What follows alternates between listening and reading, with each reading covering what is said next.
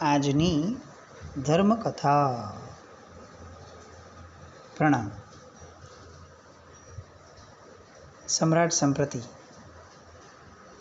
એક અવ્વલ દરજ્જાના શ્રાવક. ધર્મનું પાલન એ તો એ જબરદસ્ત રીતે કરતા જ હતા, વ્રત પાલનનું, પણ ધર્મનો પ્રચાર જે એમણે કર્યો છે એની બધી વાતો આપણે ગઈકાલથી શરૂ કરી. રોમ રોમની અંદરમાં હર્ષ પ્રગટે ને આપણને એવો પ્રચાર. આખું ભારત વર્ષ એ તો જાણે એમણે ધર્મના પ્રચારની અંદરમાં એમણે રંગ્યું જ, પણ ત્યાંથી આગળ વધતા વધતા નેપાળ, તુર્કસ્તાન, ઈરાન, આફ્રિકા જેવા ખંડો, એશિયા માઇનોર,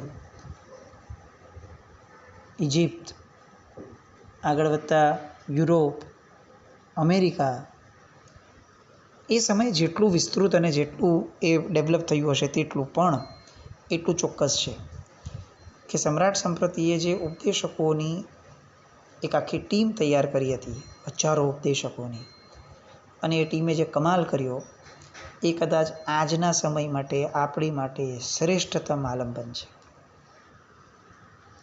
આજે આપણે સૌથી વધુ જો કોઈ વસ્તુ મિસ કરીએ છીએ તો પ્રચારકો. પરિસ્થિતિ એ આવીને ઊભી રહી છે. બહુ જ દુઃખી હૃદયે આ વેદનાની રીતે વાત છે કે શ્રાવકોની કોઈ જ પ્રચારકોની ટીમ આપણી આગળ ન રહી, એટલે પ્રચાર કરવા માટે પણ સાધુ ભગવંતોએ કોઈક ને કોઈક નબળા નિમિત્તોમાં ઉતરવું પડે. સાંભળવાવાળો વર્ગ ઘણો બધો હોય એટલે પછી એ વાત નીકળે કે ભાઈ અવાજ કેટલે પહોંચશે, અને પછી માઇક નીકળે. આવા કેટલા બધા દૂષણો એ સાધુ ભગવંતોએ એટલા માટે વહોરવા પડે છે કારણ કે આપણે ત્યાં પ્રચારકોની કોઈ કરતાં કોઈ ન ટીમ છે, ન આ વિષયની કોઈ ગતાગમ છે, ન કોઈ રસ છે. ટોપ લેવલથી લઈને બોટમ લેવલના જૈન ધર્મમાં આજે પછી સર્વોત્કૃષ્ટ પદે બિરાજમાન ગચ્છાધિપતિ આચાર્ય ભગવંતો હોય કે સાવ સામાન્ય શ્રાવક હોય, આપણે બધા બહુ જ મોટા દુર્લક્ષને સેવીએ છીએ આ બાબતમાં. સમ્રાટ સંપ્રતિ આગળથી જો આ શીખ્યા હોત આપણે, તો આજે આપણી સંખ્યા આટલી નબળી ન રહી હોત. આગળ આવશે કે સમ્રાટ સંપ્રતિના સમયમાં જૈન ધર્મીઓની સંખ્યા કેટલી હતી. આંકડો સાંભળશું ને તો કદાચ આપણને એવું લાગશે કે આપણે અત્યારે ડૂબી મરવું જોઈએ કે આપણે ક્યાંથી ક્યાં એને લઈ આવ્યા. પણ સમ્રાટ સંપ્રતિએ જે રીતે પણ પ્રચાર કર્યો હતો એ પદ્ધતિને પણ જો આપણે અત્યારે ઊભી કરીએ તો પણ કંઈક અંશે કંઈક કર્યાનો આપણને અહેસાસ થશે. પ્રચાર પ્રસાર માટે શ્રાવકોને તૈયાર કરવા, એમના પરિવારોને વ્યવસ્થિત રીતે સંભાળી લેવા, એમને સમાજની અંદરમાં એક ઊંચો દરજ્જો આપવો, એમના પરિવારને માનભેર રાખવું સમાજની અંદરમાં, એ ધર્મ પ્રચારકોને અલગ અલગ પદ્ધતિઓ શીખવાડવી, લોકોને રસ પડે એ રીતના એમને એવી સ્કિલ એમનામાં ડેવલપ કરાવડાવી, લોકોને કન્વિન્સ કરી શકે એવા તત્વો એમને શીખવાડીને આપવા. આપણને ખરેખર આશ્ચર્ય થાય કે જે ધર્મનું કોઈ કરતાં કોઈ લેવલ જ નથી, કોઈ બેઝ જ નથી ને કોઈ લોજિક નથી, એવો ઇસ્લામ ધર્મ. ભેજા વગરની વાતો કેટલી બધી આપણને એમની સાંભળવા મળે, અને તેમ છતાં એક ઝાકિર નાઈક નામનો માણસ જે પ્રચારકના પદે આવ્યો અને હજારો લોકોનું ધર્માંતર કરી શક્યો. આપણે એને સાંભળીએ તો ઘણી બધી વાર સામાન્ય જૈન ધર્મનું જ્ઞાન જેને છે ને એને તો આ માણસ પર હસવું આવે એની વાતો સાંભળીને કે આ કઈ લોજિક વગરની વાતો છે. ને તેમ છતાં પણ એ સેંકડો હિન્દુઓ અને કેટલાય બધા જૈનોને એ ઇસ્લામ તરફી બનાવી શક્યો. એક પ્રચારક એ કેટલું મોટું કામ કરી શકે છે. એના કામની કોઈ અનુમોદનાની વાત જ નથી, પણ જો પ્રચારક છે તો એનો ધર્મ કેટલો બધો વિસ્તાર પામે છે. આપણી પાસે આવા પ્રચારકો ઊભા કરવાની કોઈ કરતાં કોઈ ખેવના જ નહીં, એ દિશા જ નહીં, અને એ વેદના છે. આપણે આપણી મૂળ વાત પર આવીએ. ગઈકાલ સુધી આપણે વાત સાંભળી કે યુરોપ તરફ પણ આખી ઘટના ધર્મ પ્રચારની ફેલાઈ હતી અને ત્યાં પણ ઘણા બધા જીનબિંબો જિનાલયો વગેરે બન્યા હતા. એના પુરાવા શું? તો કે ઓસ્ટ્રિયા અને અમેરિકા આ બંને દેશની અંદરમાં 14મી સદીની અંદરમાં જ્યારે ખોદકામ થયું હતું એ સમયે એસ્પેશિયલી ઓસ્ટ્રિયાની અંદરમાં હંગેરીમાં બુડાપેસ્ટ નામનું જે શહેર છે આજે પણ છે વિદ્યમાન છે, ત્યાં ખોદકામ કરતા જિનેશ્વર ભગવંતની આખી પ્રતિમા એ એમને મળી હતી કે જે સમ્રાટ સંપ્રતિના સમયની સંપ્રતિકાલીન પ્રતિમા હતી. એ પ્રતિમાનો ફોટો પણ આપણી પાસે અત્યારે અવેલેબલ આ ગ્રંથકારશ્રીએ આપણને કરાવ્યો છે. અમેરિકાની અંદરમાં એક ખેડૂતે ખોદકામ શરૂ કર્યું હતું કોઈ કારણસર, અને એને જમીનમાંથી અચાનકથી કંઈક મળ્યું, એને તો કંઈ ખબર જ ન પડી કે આ શું છે. અને એ સિદ્ધચક્ર ભગવાનના ગટ્ટા હતા. પ્રાચીન ખંડિત મૂર્તિના અવયવો હતા. અલગ અલગ અવયવો પ્રાપ્ત થયા. હાથનો ભાગ એક બાજુ, મસ્તકનો ભાગ એક બાજુ, પલાઠીનો ભાગ આખો એક બાજુ, આવા ખંડિત મૂર્તિના અવયવો પ્રાપ્ત થયા. મંગોલિયાની અંદરમાં સિયામ નામના દેશનો પહાડ છે જ્યાં આજે પણ જૈન મંદિર ત્યાં વિદ્યમાન છે. અને એ જૈન મંદિરની અંદરમાં જીનબિંબો જે છે એના અવશેષો આજે પણ ત્યાં મળે છે, અને હજી બી ત્યાં ખોદે છે તો એમને જૈન ધર્મના અવશેષો મળે છે. તકલીફ એ છે કે આપણે ત્યાં કોઈ સંશોધનનો કાર્યની અંદરમાં કોઈને રસ જ નથી, અને આ કેટલી મોટી તકલીફ છે. જે જગ્યાઓએ આપણને અવશેષો મળે છે તે જગ્યાઓએ દાવો કરવા માટે પણ અહીંયા કોઈની તૈયારી નથી કે કોઈને રસ નથી. મુંબઈ સમાચારમાં 4 ઓગસ્ટ 1934 એક અંક આવ્યો હતો ન્યૂઝપેપરમાં. જૈન ચર્ચા આ ટાઇટલ હતું, અને એક યુરોપીય વ્યક્તિએ પોતાનું નિવેદન રજૂ કર્યું હતું. એણે લખ્યું હતું કે અમેરિકા અને મંગોલિયા જેવા દેશમાં એક સમયે જૈનોની બહુ જ મોટી વસ્તી હતી. એનું પ્રમાણ શું હતું કે આજે પણ ત્યાં જમીનનું ખોદકામ કરતા જૈન મૂર્તિના ખંડિત અવયવો મળી આવે છે. એ લખે છે કે મને એવી શંકા લાગે છે કે જૈનોનું મહાવિદ્ય ક્ષેત્ર આ વખતે આ ભૂમિમાં તો નહીં હોય ને. એ જ અરસાની અંદરમાં બાબુ કૃષ્ણલાલ બેનર્જી થયા. એમણે એક લેખ લખ્યો હતો જેમાં એમણે લખ્યું હતું કે એ સમયે ભારતની અંદરમાં કમસે કમ 40 કરોડ જૈનો હતા. સમ્રાટ સંપ્રતિની સમયની વાત છે. આ ભારત વર્ષની અંદરમાં અને વિદેશોની અંદરમાં જે આંકડો હતો એ આંકડો તો અત્યારે આપણને પ્રાપ્ય પણ નથી. ખાલી વિચાર કરીએ આપણે કે નેપાળ આજે પૂર્ણપણે સનાતન ધર્મી રાષ્ટ્ર તરીકે જાહેર હતું. એ ભૂતાન જે આજે પૂર્ણપણે બૌદ્ધ ધર્મી બની ગયું. એ તિબેટ કે જ્યાંની જૈન ધર્મની લાઇબ્રેરી એટલી બધી વખણાતી કે એવું કહેવાતું કે ત્યાં જેટલા હસ્તલિખિત ગ્રંથો છે એટલા કદાચ ભારતમાં નહોતા. એટલો બધો જૈન ધર્મનો પ્રચાર તિબેટમાં થયો હતો. આજે તિબેટની સ્થિતિ શું? એક સિંગલ વ્યક્તિ જૈન ધર્મી નહીં, કોઈને જૈન ધર્મનું નામો નિશાન પણ કોઈને ખ્યાલમાં નહીં. એ સ્થિતિમાં આજનું તિબેટ આવી ગયું. નેપાળની અંદરમાં ક્વચિત ક્યાંક કેટલાક છૂટાછવાયા ઘરો જૈનોના, એના સિવાય નેપાળની અંદરમાંથી પણ જૈન ધર્મ ગયો. તુર્કસ્તાન વગેરેમાં તો પ્રશ્ન નથી વિચારવાનો. પણ એક જમાનામાં સમ્રાટ સંપ્રતિ એક એવા જાદુગર બન્યા, એવા ચમત્કારી પુરુષ બન્યા કે જેમણે આ બધા ક્ષેત્રોની અંદરમાં પણ પરમાત્માના શાસનને એવું પહોંચાડ્યું. તુર્કસ્તાનની તો વાત આવે છે એના પછીથી પણ કે કેટલા બધા શ્રાવકો એ ત્યાં વ્યવસાય માટે આપણા જતા, અને એ એટલા બધા નિયમબદ્ધ હતા કે એમની માટે ત્યાંના રાજાઓ જૈન ધર્મના મંદિરો બનાવતા. આ સમ્રાટ સંપ્રતિની વાત નથી, આ તો છેલ્લા 400-500 વર્ષ પહેલાંની વાતો. આ ત્યાંના રાજ્યાશ્રયે જૈન મંદિરો બનતા, કારણ કે એમને ખબર હતી કે અહીંયા વેપાર કરવા માટે જો જૈનો આવશે તો એ શ્રેષ્ઠીઓ એ જિનાલય વિના અહીંયા ટકશે નહીં, અને જો એ લોકો ટકશે નહીં તો આપણો વ્યાપાર વધશે નહીં. કેવી શાખ હતી અને કેવું વ્રત પાલનનું આ બળ હતું. એટલે તુર્કસ્તાનની અંદરમાં પણ આજે કેટલી બધી જગ્યાઓએ પરમાત્માના જિનાલયો મળે છે. તુર્કસ્તાન ઈરાનની અંદરમાંથી થોડાક વર્ષો પહેલાં 70-80 વર્ષ પહેલાં ખોદકામ કર્યું અને જૈન મંદિરના અવશેષો મળ્યા હતા. રોમન કેથલિક લોકો ગ્રીસમાં એ ત્યાંથી પણ એમને કેટલાક આપણા અધિષ્ઠાયક દેવદેવીઓ એની મૂર્તિઓ એ ખોદકામ દરમિયાનમાં મળી હતી. આ બધી વસ્તુઓ આમ આપણે સાંભળશું તો એમ લાગશે કે ચાલો વોટ્સએપ પર ફેરવી દઈએ અને લોકોને કહી દઈએ કે જુઓ આપણે કેટલા મહાન હતા. પણ આ એની માટે નથી.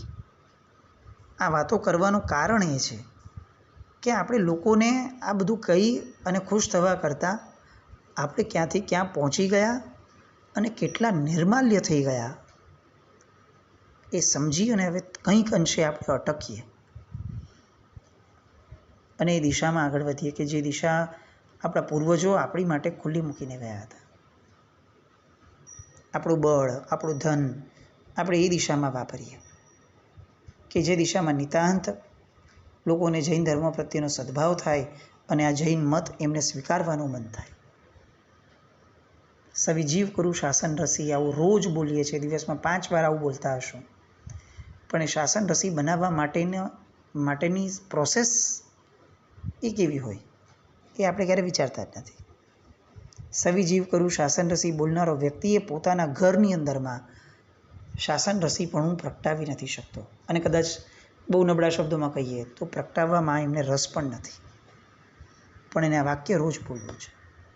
નિંદાત્મક રીતે વાત નથી, આ એક પીડા અને વેદનાત્મક વાત છે કે આપણે કયા નશામાં જીવીએ છીએ. આપણા પગ જમીનથી કેટલા અધ્ધર ચાલે છે કે આપણે જોતા પણ નથી કે આપણે ક્યાં ઉપર ઉઠી ગયા અને મૂળ જમીન આપણાથી છીનવાઈ ગઈ.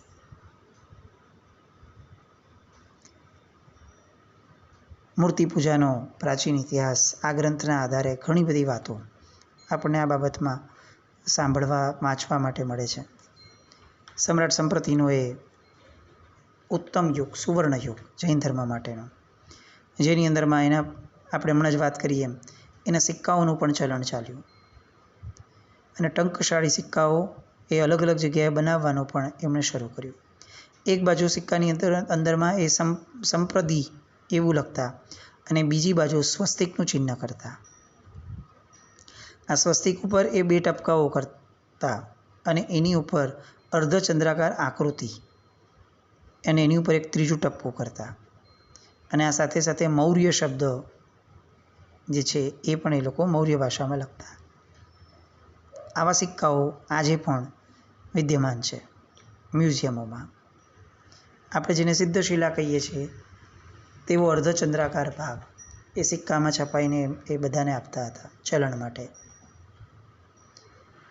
સંશોધક એવા મિસ્ટર કનિંગહામ, જેણે એન્શન્ટ કોઇન્સ ઓફ ઇન્ડિયા નામનો એક ગ્રંથ લખ્યો હતો, એ ગ્રંથની અંદર એ લખે છે કે એક બાજુએ સંપ્રતિ મૌર્ય અને બીજી બાજુએ સ્વસ્તિક કોતરેલા છે, જે પાટલીપુત્રના ખંડેરોમાંથી મળી આવ્યા છે અને હજી પણ મળે છે, જે દર્શાવે છે કે જૈન ધર્મની જાહોજલાલી કેવી હશે, રાજ્યાશ્રય પામેલો ધર્મ હશે.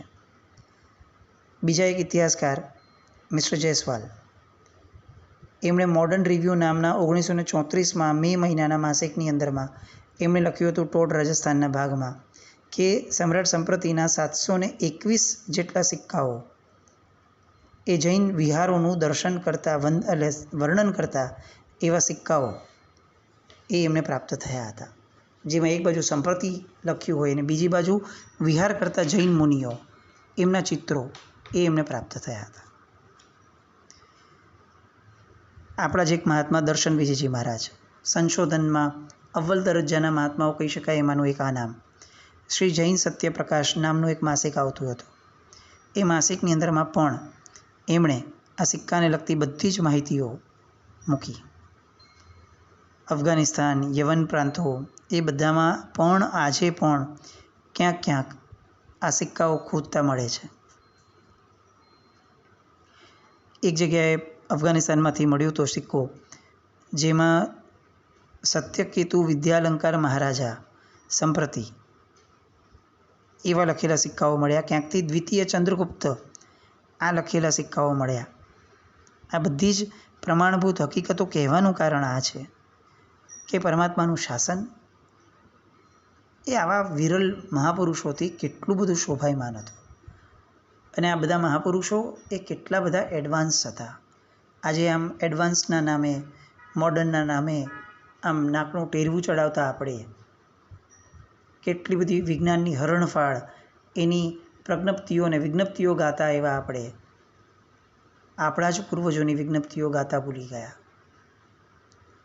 આજથી 2300-2500 વર્ષ પૂર્વે આવા કારખાનાઓ આપણા પૂર્વજો ચલાવતા હતા. એ ટેકનોલોજીને આપણે શું કહેશું?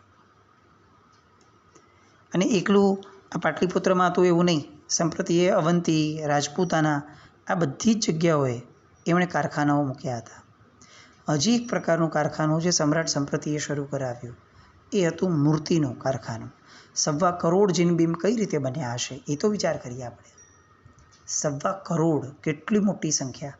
આજે આપણે એક દેરાસર બંધાવવું હોય આપણા વર્ષો નીકળી જાય છે. અને એ પોતાના 34 વર્ષનો જીવનકાળ ફક્ત કે જેમાં એમણે નિયમ લીધો એ 34 વર્ષના જીવનગાળાની અંદરમાં આ આવડું મોટું પરાક્રમ કરી શક્યા. કારણ કે એમણે ઘણી બધી જગ્યાઓએ કારખાનાઓ ઊભા કર્યા. આ કારખાનાઓમાં મુખ્યતયા એમણે જે જગ્યાઓ સિલેક્ટ કરી એ હતી આરસ જ્યાંથી મળતું હતું તે જયપુર એ સમયનું રાજપૂતાનાનું, જેને આજે આપણે જયપુર કહીએ છીએ તે, અને બીજું મકરાણા. હજારો કુશળ કારીગરોને એમણે રોક્યા, ત્યાં કારખાના ખોલ્યા. આરસની ને પથ્થરની ખાણ હતી એ ખોદાવડાવી. એમનું આ સૌથી મોટું શિલ્પનું આદર્શ સમ્રાટ સંપ્રતિએ ભરાવેલી પ્રતિમાનું એક અદ્વિતીય લક્ષણ શું?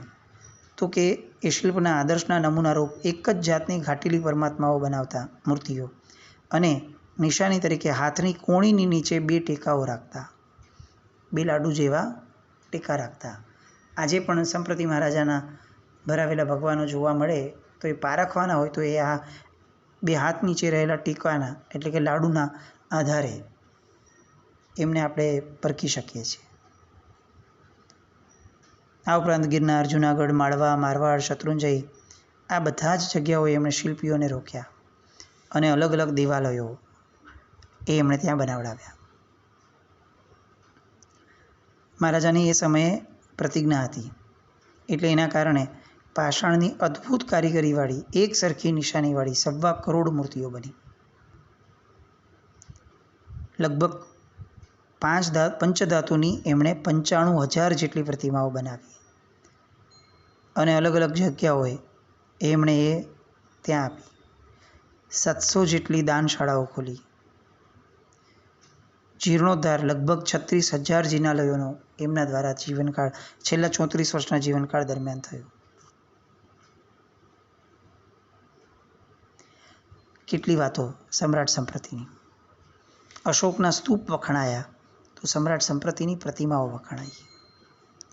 અને એ રીતે 40 કરોડ જૈનો સુધી એમણે જે રીતે આ જૈન ધર્મને પહોંચાડ્યો અને જે રીતે પોતે નવા જિનાલયો, જીર્ણોદ્ધાર આદિ કરી અને અહિંસા પરમો ધર્મ નામનો જે ધર્મ આપણો છે સિદ્ધાંતિક, એ સિદ્ધાંતને એમણે સેંકડો હજારો કિલોમીટર દૂર સુધી પહોંચાડ્યો પોતાના ઉપદેશકો દ્વારા. તે લોકોના મનની અંદરમાં ધર્મને દ્રઢ બનાવડાવ્યો, ધર્મને એવી રીતે સ્થાપિત કર્યો કે એના મૂળિયા મજબૂત થયા અને કેટલીય પેઢીઓ સુધી પરમાત્માનો ધર્મ આ બધા ક્ષેત્રોની અંદરમાં પણ પ્રસર્યો. હવે એક પ્રશ્ન, અનાર્ય ભૂમિની અંદરમાં પણ એમણે ધર્મનો ફેલાવો કર્યો. આ વાત થાય એટલે સાહજિક રીતે આ પ્રશ્ન થાય કે આર્યભૂમિ અને અનાર્ય ભૂમિ આ ભેદ જે છે એ ક્યાં લખવામાં આવ્યો? કયા દેશને કે કયા પ્રદેશને આર્ય ગણાય, કયા પ્રદેશને અનાર્ય કહી શકાય? આવું કંઈક ઓથેન્ટિક મળવું જોઈએ ને. આવો એક પ્રશ્ન ધર્મકથા દરમિયાન પણ આવ્યો હતો. એટલે એના જ પ્રત્યુત્તર રૂપે વિનમ્રપણે આપણે ત્યાં 25.5 દેશોની એક નોંધ લખાઈ છે કે જે 25.5 દેશો એ આર્ય દેશો ગણાય. એના સિવાયના દેશોને અનાર્ય દેશો તરીકે ગણ્યા. પણ એ 25.5 દેશોમાં પણ કેટલાક દેશો એડ થયા કે જે આર્યભૂમિ તરીકે પછીથી પ્રચલિત થવા લાગ્યા. તો આ 25.5 દેશોની જે નોંધ છે એ નોંધને આપણે બહુ જ વ્યવસ્થિત રીતે સાંભળીએ, સમજીએ, કે જેના કારણે આપણને ખબર પડે કે પૂર્વ ભારત, પ્રાચીન ભારતે કેટલું બધું જબરદસ્ત ધર્મના પ્રચારને પામેલું હતું. એ 25.5 નામો દેશોના અને એ ઉપરાંતની બીજી ઘણી બધી સમ્રાટ સંપ્રતિની પાછળના ચરણની વાતો, એ બધા માટે આવતીકાલે ફરીથી મળીએ. જીનાક નવરત કંઈ પણ બોલાય તો મિચ્છામિ દુક્કડમ. જૈનમ જયતિ શાસનમ.